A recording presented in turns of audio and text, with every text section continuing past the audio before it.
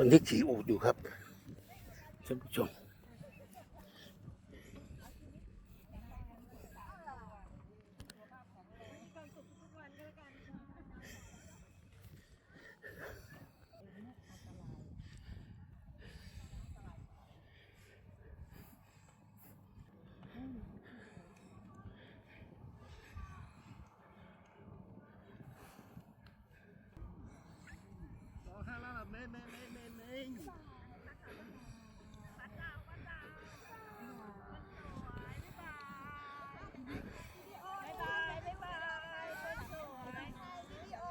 แล้วรถกาแฟออกมาเขาต้อง ไปลงในห้องให้นะคะห้องรวม